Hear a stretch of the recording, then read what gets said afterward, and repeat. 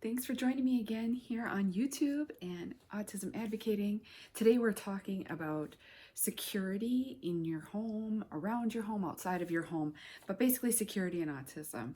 And why this topic is so important is the biggest reason is a lot of children, and I shouldn't say a lot, some children with autism have elopement tendencies or wandering tendencies. My child tends to be on the low end of the wandering tendency.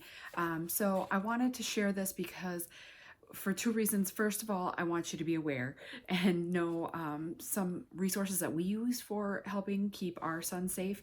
Also, so that you understand that there are different levels. So there are children who elope and they are doors open, they see a chance and they take off. And it's not for the reason of eloping typically, it's because they have something on their mind and they're going after it. Or at least that is typically the case. My son does a wandering type of thing, so it's not like a full out he's out the door.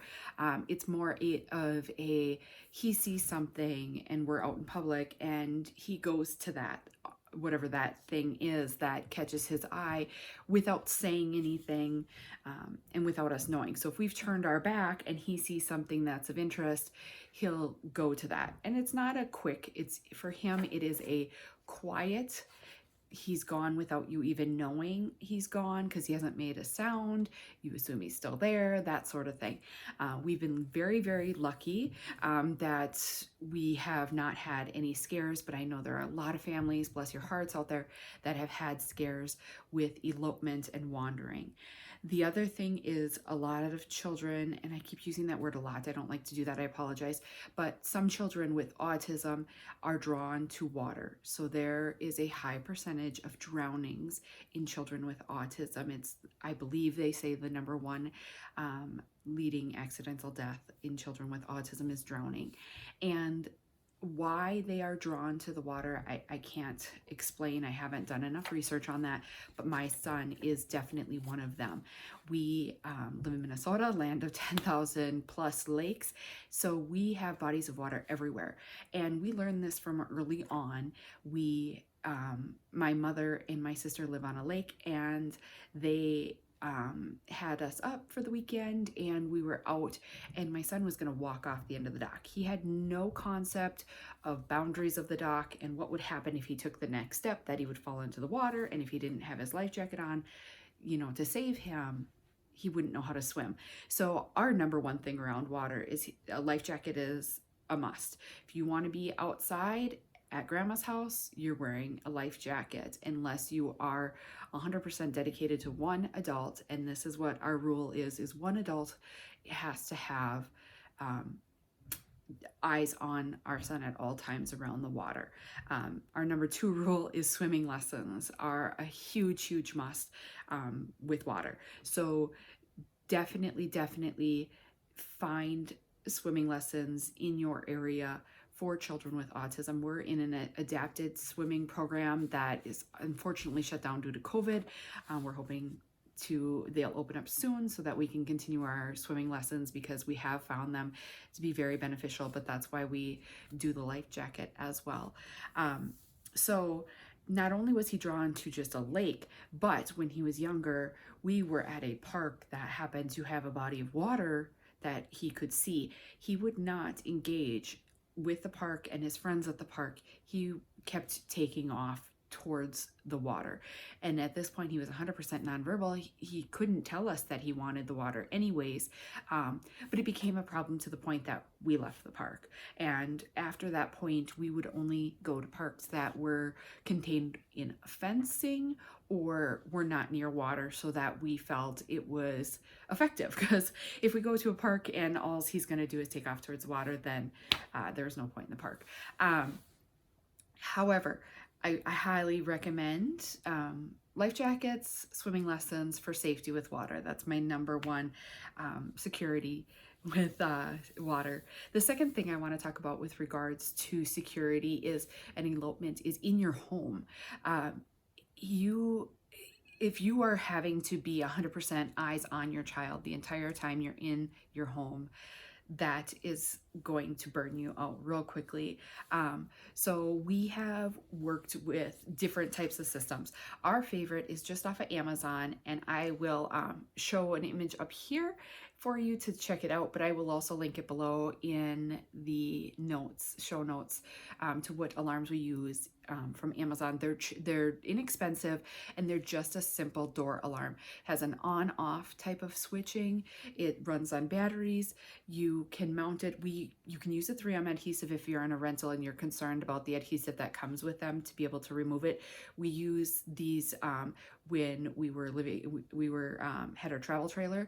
We use these same door alarms, and we use the 3M adhesive, and they stick just fine. So they work on a magnetic system. So there's the two parts. So that way, if the door is opened and the magnets come apart, then the door alarms, and it is quite loud. We use them on windows, doors, everything. There is two different alarms. We use just a standard one, and then there is one with a code. So that way, as parents, we could use the code and set it at night and stuff like that. So more of like a security alarm system.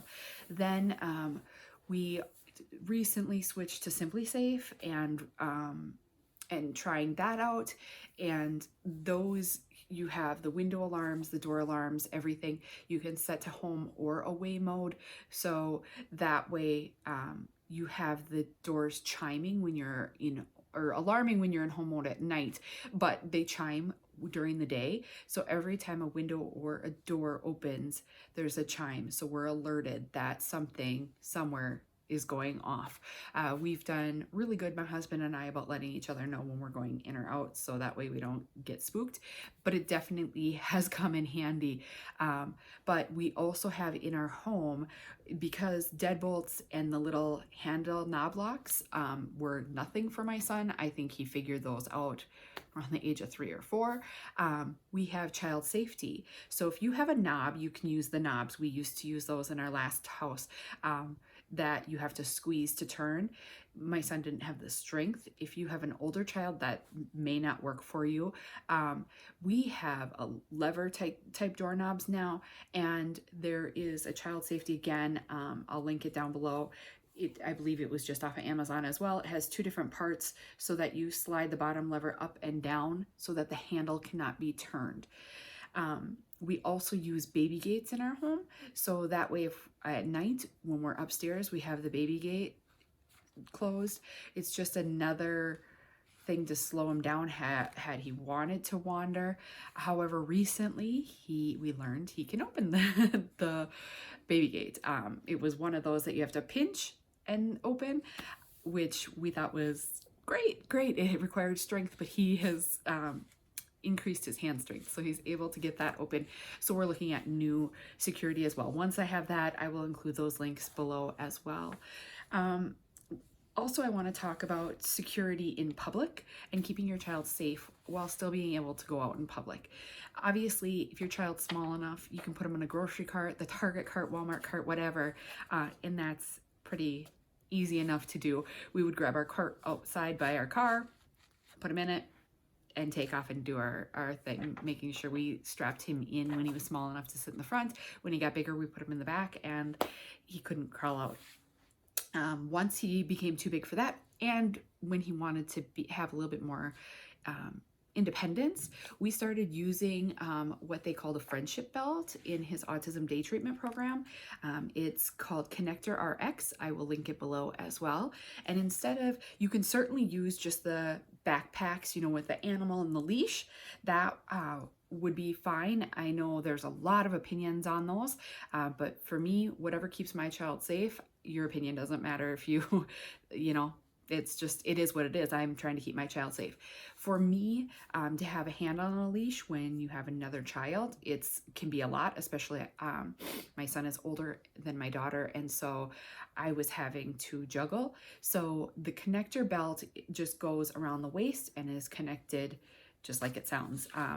And that way I had the freedom of having two hands. He had his two hands, but I knew that he was connected.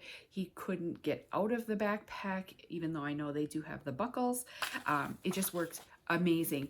Also, it piggybacked off of his autism day treatment program and how they were teaching him that that's a friendship belt, and they were teaching him how to stay beside you so that the over time the friendship belt was taken away and he just learned to walk beside. And now that's the point we're at. He's almost 7. He walks beside us, or we've always been really strict about holding hands in parking lots, and it's a non-negotiable.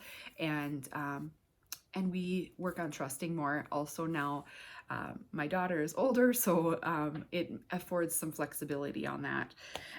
But those are 2 really good options for in public. Again, our hard and fast is one person is always in charge of our sons. So it's very rare that I go out in public with both of my children, unless it's going to be, well, and now with COVID that changes, but unless it's going to be like a grocery store or something where my daughter can be in the cart and then he can be holding my hand. But we just kind of have family rules that accommodate these situations, so we are able to go out and still be in the community and doing the fun things that we want to do. And recently we traveled to Disney World. It was me and my son one-on-one. I was blessed with how good he was. I will share, and I'm going to share it in another video, but I will share the resource I used here as well with the link below. It was, it's called Dream On Me, and it was like similar to a stroller, but it accommodated my son, who's, I believe, somewhere in the 60s, 66 pounds. He's a very tall boy, but it was just like a chair that I could push with a little handlebar for him to hold on. So it didn't look like he was a 6-year-old or 9-year-old, because he looks much older than he actually is.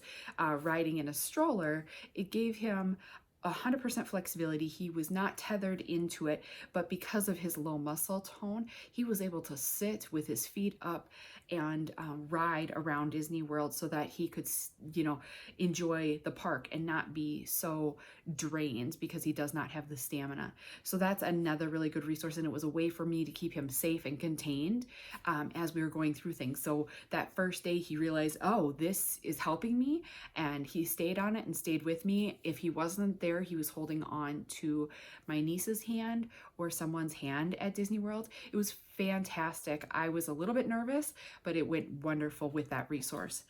And lastly, I want to talk about just security when you're at other people's houses and stuff. We, again, just have a hard and fast rule in our family that someone is on the same floor as our child at all times. And same thing, if he is going to go outside, he has to be with one of us. If we are needing to stay inside, say we're at a party and I'm helping with food and I'm there by myself, or my husband has my daughter and my son wants to go outside with his cousins, then we make sure we tag team. Okay, I'm tagging him off to you, Auntie, you got him. And we kind of do a tag team thing. And luckily our family is really good about understanding that this is just how things work for us, and we need to keep him safe. They understand wandering. They understand that we can turn our back and he can be gone. And this is, I want to just say too, this is not just kids with autism. My sister, bless her heart, sorry if you're seeing this, but she's had it happen, and it happened to her and I together outside in the backyard. All of a sudden, her son, when he was 3, we were enjoying the water outside, had sprinklers going, just like a slip and slide and stuff. And all of a sudden he was gone. And we were both like, we were just here. Like, how is he gone? He was just here. So we both split up, started looking. He went to the neighbor's playhouse and was hiding in their playhouse. So I realized that this is not just an isolated autism security thing. It works really good for young children as well. We do it with my daughter a lot as well. But the other thing is, because we're over at my sister's house so frequently, they have a patio door in their basement, but that's where a lot of the times the kids go down into the basement to play, and to allow flexibility where I don't always have to be on the same floor as he is, especially when my children want to be on 2 different floors and I'm at my sister's by myself.